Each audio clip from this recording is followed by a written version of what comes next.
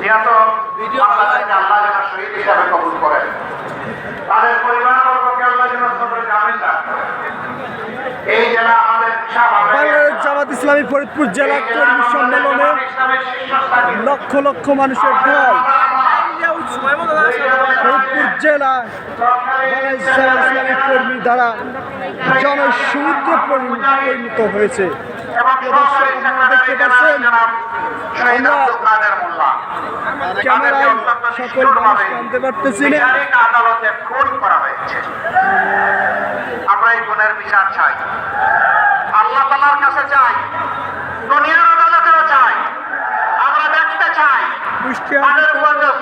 লক্ষ লক্ষ মানুষের ঢল ফরিদপুর জেলা তাদেরকে হত্যা করা হয় নাই, মানবতাকে হত্যা করা হয়েছে। আগামীর সংবিধান হবে আল কোরআন। 28 সালে জঙ্গিবুলটার তাণ্ডবের মাধ্যমে যে খুনের রাজনীতি শুরু হয়েছিল, 9 সালে বোঝাপড়ার রাজনীতির মধ্য দিয়ে ক্ষমতায় এসে 9 সালের 10ই জানুয়ারি ক্ষমতার বাগডোর তারা হাতে তুলে নিয়েছিলেন। তারপরের মাসে 25 এবং 26শে ফেব্রুয়ারি ঢাকার পিলখানায় মিডিয়া সদর দপ্তরে 57 জন কমিটেড চৌকস দেশপ্রেমিক সেনা অফিসারকে নিষ্ঠুরভাবে হত্যা করা হয়েছিল। তাদের পরিবারের পুরুষ এবং মহিলা সদস্যদেরকে হত্যা করা হয়েছিল। এই গর্বিত সন্তানদের লাশ হত্যা করে ট্রেনে ভাসিয়ে দেওয়া হয়েছে। এদিকে আসেন। ব্যবস্থা করা হয়েছে। বাসের সুইচ ছাড়া হাতে ছিল, এবার নিরাপত্তে দুইটা তিন ধরে তারা হত্যাযোগ্য চালানো কেন কোনো ব্যবস্থা না হয়। আহ্বান করার জন্য সেনাবাহিনী এবং দুইটা বাহিনীকে ধ্বংস করে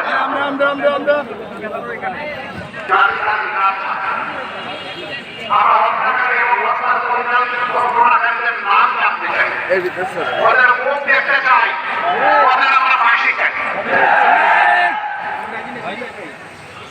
প্রিয় দেশবাসী, এই যে হত্যা রাজনীতি চলতেই থাকলো। আল্লামা দেলোয়ার হোসেন সাঈদী তিনি শুধু বাংলাদেশের জনগণের নয়, বাংলাদেশের বাউন্ডারি অতিক্রম করে কষ্ট করে ভিডিও করতেছিলেন আপনি তো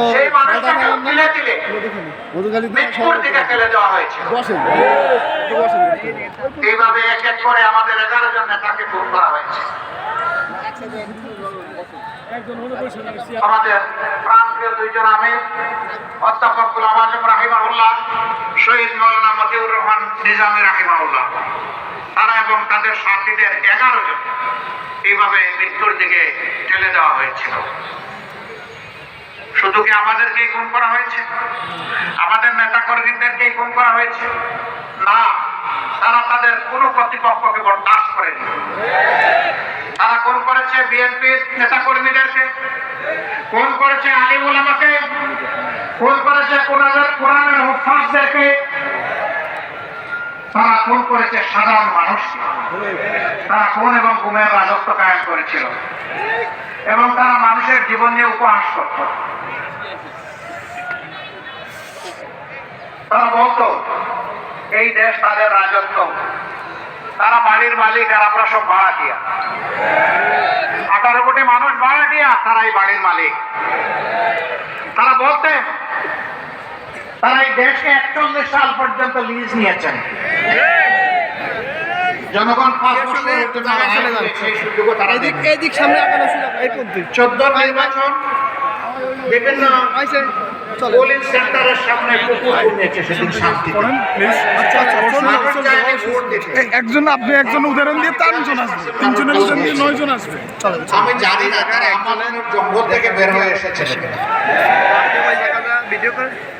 154 জন বিনা প্রতিদ্বন্দ্বিতায় 300 জনের মধ্যে তারা নির্বাচিত হয়ে গেলেন ভোট হওয়ার আগেই। এরপরের ভোট আসলো 18 সাল। সব কিছু সাজানো পাতানো, সমস্ত প্রশাসন তাদের, রন্ধ্রে রন্ধ্রে তাদের চেলারা, চামুন্ডরা, সন্ত্রাসীরা। তারপরেও নিজের উপরে আস্থা নাই, জনগণের উপরে আস্থা নাই। 30 ডিসেম্বর দিন পর্যন্ত ধৈর্য ধরার সময় নাই। 29 ডিসেম্বর দিবাগত রাত্রে খালাস। বিশ্ববাসী এই নির্বাচনকে বলেছে মিডনাইট ইলেকশন। দুনিয়ার কোথাও মিডনাইটে ইলেকশন হয় না। এই নতুন ইলেকশন উপহার দিয়েছিল শেখ হাসিনার সরকার। 24 সালে আর কোনো ইলেকশনের প্রয়োজনই পড়ল না। দামি আর মামু দুইজনে মিলাইয়া ইলেকশন। তারা নির্বাচনকে এদেশের সাংবিধানিক প্রতিষ্ঠানগুলোকে তামসায় পরিণত করেছে, বিচার বিভাগকে দলীয় কার্যালয়ে পরিণত করেছে। তারা মানুষকে নিয়ে তিরস্কার করে বলতেন, কোথায় তোমরা, তোমাদের আন্দোলন কোন ঈদের পরে, এগুলো বলতো না? আবার নিজেদের কর্মীদেরকে চাঙ্গা রাখার জন্য বলতো, এই অপরাধ করো, লুটতরাজ করো, দুর্নীতি করো, সমস্যা নাই, কিন্তু ক্ষমতায় থাকতে হবে যে কোনো মূল্যে, মেরে কুটে হলেও। যদি ক্ষমতায় না থাকতে পারো তাহলে ক্ষমতা হারানোর 2 দিনের মাথায় 5 লক্ষ তোমাদেরকে খুন করা হবে। 5 তারিখের পরে কি আওয়ামী লীগের নেতাকর্মী 5 লক্ষ এই দেশে খুন হয়েছে? কেন হয়নি? হয়নি। আওয়ামী লীগ দায়িত্ব জ্ঞানহীন হলে ওই দেশের মানুষ দায়িত্ব জ্ঞানহীন নয়। আওয়ামী লীগ যদি দেশকে ভালোবাসতো তাইলে তারা পালিয়ে যেত না। যারা দেশকে ভালোবাসে তারা সুদিনে দুর্দিনে ঝুঁকি নিয়ে তার প্রিয় দেশেই। আমাদের নেতৃবৃন্দ দেশকে ভালোবেসেছেন বলেই তাদের কেউ পালিয়ে যাওয়ার চেষ্টা করেন নাই। বরঞ্চ মীর কাসেম আলী দেশের বাইরে ছিলেন, আমেরিকা ছিলেন। দাঁড়ালে পিছনে কতিপয় বন্ধুরা কি তাকে পরামর্শ দিয়েছিলেন, don't come back in Bangladesh. তিনি জিজ্ঞেস করেছিলেন ওয়াই।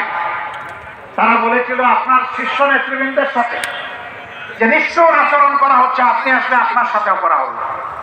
তিনি বলেছিলেন, আমি আমেরিকায় বসে আমার বিরুদ্ধে যে মিথ্যা অভিযোগ দায়ের করা হয়েছে, আমি এখানে থেকে তার দায় নিতে চাই না। আমি দায় নিতানের জন্য বাংলাদেশে ফিরবো, প্রয়োজনে আমি শহীদ হব। হাসি মুখে শাহাদত বরণ করেছেন। তার তো পালানোর ব্যাপার ছিল না, তিনি ছিলেনই বাইরে। কিন্তু তিনি এসেছেন বাংলাদেশে ফিরে, কারণ তিনি এই মাটি এবং এই মানুষকে ভালোবাসেন। আমরা যারা এই মাটি এবং মানুষকে ভালোবাসি, আমরা পালিয়ে যাই না।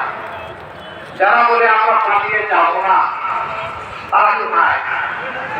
তারা ভালো জানে, তাদের খবর আল্লাহ তাআলা ভালো জানে। এমনকি একজন দুর্দর্শ বিচারপতি, যিনি কার্যত একজন অ্যাক্টিভিস্ট, রাজনীতিক হিসাবে কাজ করতেন, আদালতে বসে রাজনীতির বানিয়া ওড়াতেন, তিনি শেষ পর্যন্ত কলাপাতায় ঘুমাইয়া দেশ ছাড়তে বাধ্য হবে। কেন রে ভাই, আপনার এইরকম কেন কলাপাতায় ঘুমাতে হবে? লোক আপনাকে জায়গায় জিজ্ঞেস করলো, মাননীয় বিচারপতি আপনি কোথায়? বলে, আপনি বলে না, এটা বাংলাদেশ।